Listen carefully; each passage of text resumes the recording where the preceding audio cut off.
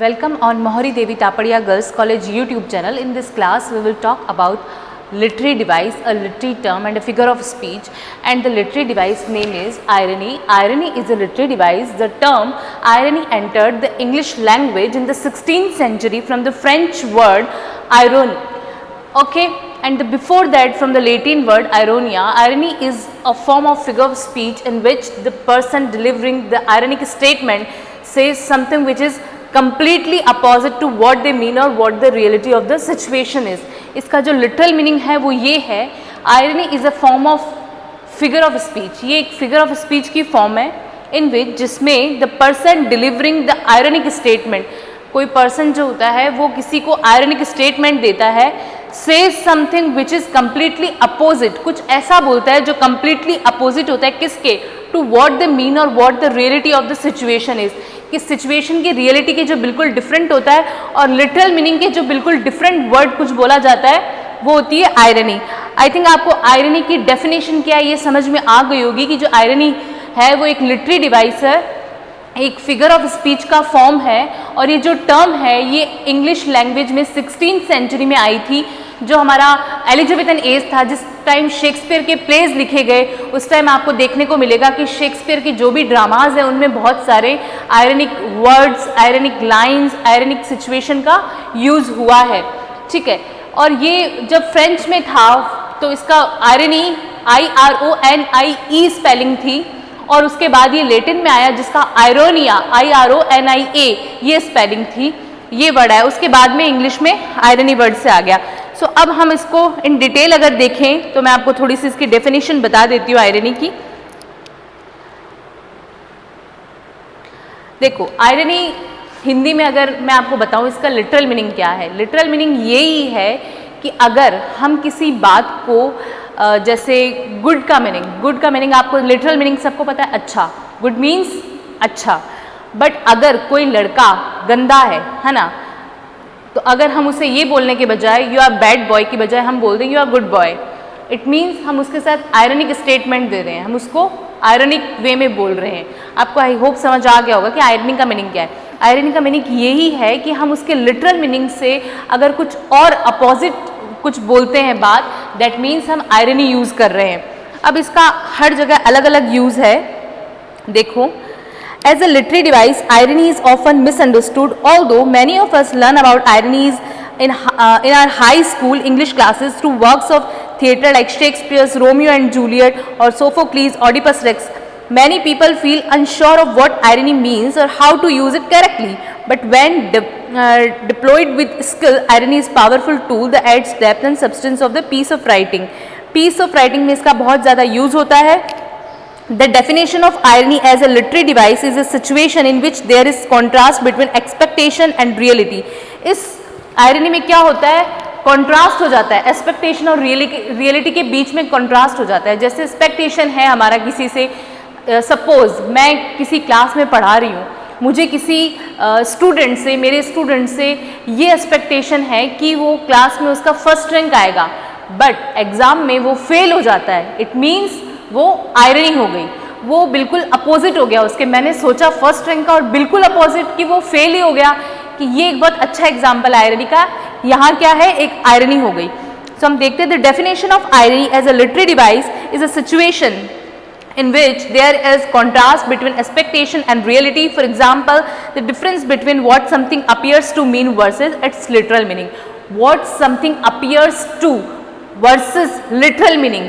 Literal meaning और something appears के बीच में जो कॉन्ट्रास्ट है वो आयरनी है. मतलब हम उसका कोई भी वर्ड का लिटरल मीनिंग कुछ और हो सकता है, बट हम उसे किस वे में बोल रहे हैं वो होता है irony.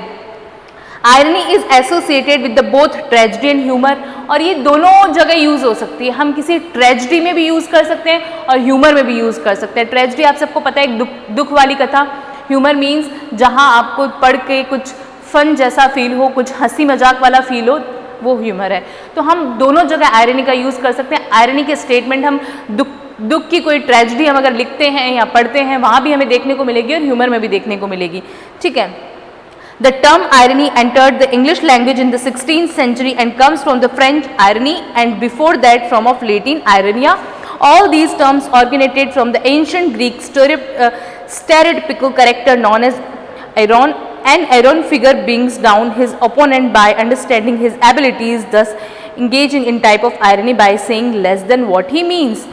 Irony are the main types of देखो कुछ जो मेन टाइप्स ऑफ आयरनी होते हैं मैं उनके बारे में बता देती हूँ. There are a number of different types of irony. वैसे तो बहुत सारी आयरनी होती है, each meaning something a little different, सबका अलग अलग डिफरेंट मीनिंग होता है. ड्रामेटिक आयरनी क्या होती है? Also known as tragic irony. This is when a writer lets the reader know something that a character does not.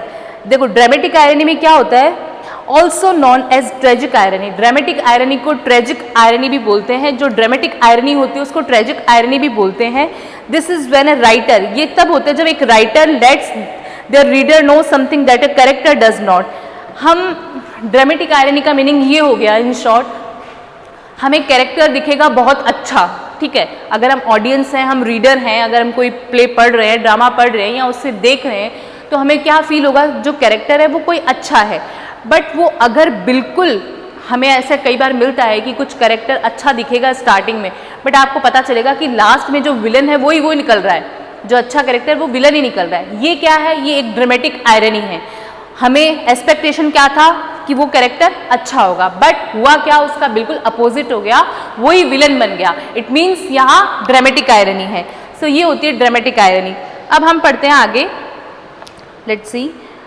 For example, when the reader knows that the bus roaring down the highway is headed from an 11 freeway junction that hasn't been completely yet, it fills the audience with anticipation and dread to the coming the passengers horror and shock.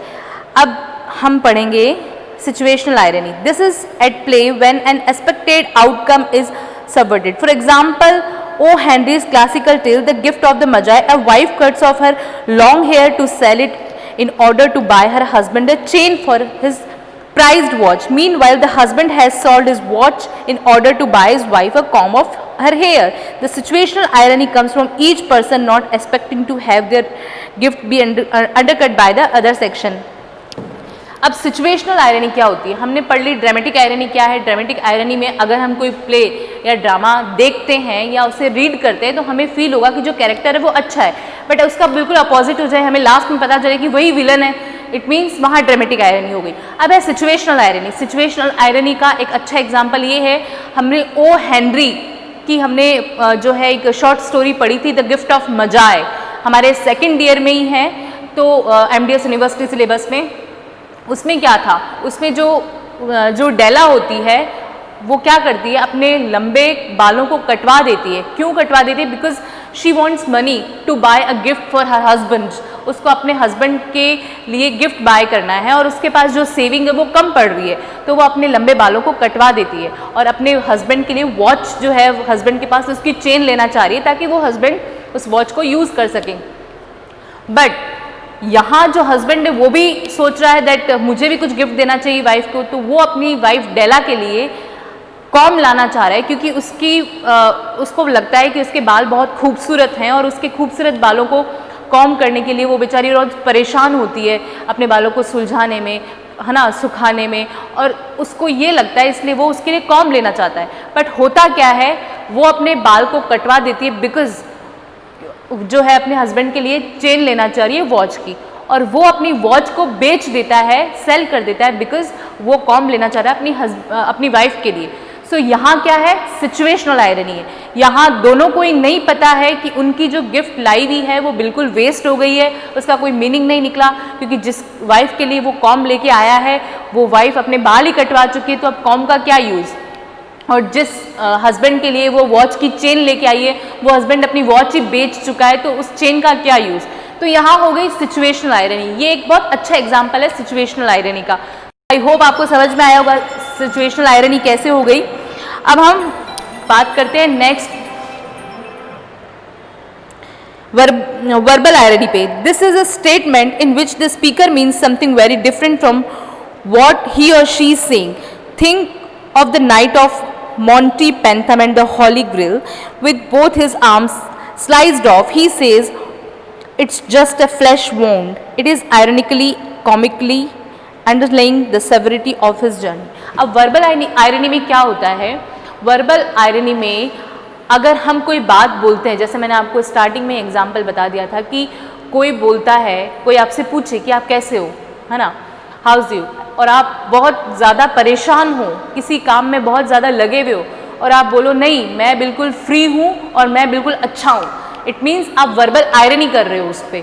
ठीक है, कोई आप बहुत ज़्यादा busy है, बहुत ज़्यादा परेशान है और अगर आपसे कोई आके पूछता है दैट हाउस यू और आप उसका रिप्लाई देते हैं that I am very free and I am very happy, it means आप वर्बल आयरनी कर रहे हैं। मतलब आपका जो इंटेंशन है बोलने का वो बिल्कुल डिफरेंट है, जबकि आपका जो एक्चुअल सिचुएशन है उस टाइम वो बिल्कुल अलग है। ठीक है, ये है वर्बल आयरनी। वर्बल आयरनी का मीनिंग होता है हम वर्बली किसी को आयरनिक वे में रिप्लाई करें। तो आई होप आपको आयरनी समझ में आई होगी कि आयरनी क्या है। आयरनी एक लिटरेरी डिवाइस है, एक लिटरेरी टर्म है, एक फिगर ऑफ स्पीच है। ये BA second year student syllabus में है ऑफ MDS यूनिवर्सिटी। और आयरनी का अगर आप एग्जाम पॉइंट ऑफ व्यू से करके आते हैं आंसर, ये अबाउट 5 मार्क्स का आपके आएगा। तो आप आयरनी का डेफिनेशन लिख के आएंगे, टाइप्स ऑफ आयरनी लिख के आएंगे, टाइप्स ऑफ आयरनी में आप लिख के आएंगे दैट वर्बल आयरनी क्या है, सिचुएशन आयरनी क्या है, ड्रामेटिक आयरनी क्या है, आयरनी के आप कुछ एग्जाम्पल्स लिख के आएंगे। ये आपका कंप्लीट हो जाएगा। और फिर से एक बार मैं बता देती हूँ, आयरनी का लिटरल मीनिंग यही है कि कोई भी बात को उसका लिटरल मीनिंग, किसी बात का लिटरल मीनिंग बिल्कुल डिफरेंट होगा और आयरनिक वे में बोलने वाला मीनिंग बिल्कुल डिफरेंट होगा। जैसे मैंने अभी बहुत सारे एग्जाम्पल बता दिया आपको, फिर भी एक बार फिर से बता देती हूँ। कोई बंदा बहुत ज़्यादा बिजी है ना, और वो वीक है ना, और हम उससे पूछते तुम कैसे, और वो बोलता है I am very healthy and I am very free, it means वो आपको वर्बली आयरनी वे में रिप्लाई कर रहा है। तो आई होप आपको ये टर्म बिल्कुल अच्छे से समझ आ गई होगी। आप इसका वीडियो देखें, टेक्स्ट पढ़ें, ग्लॉसरी में इसका डेफिनेशन देखें। Thank you so much.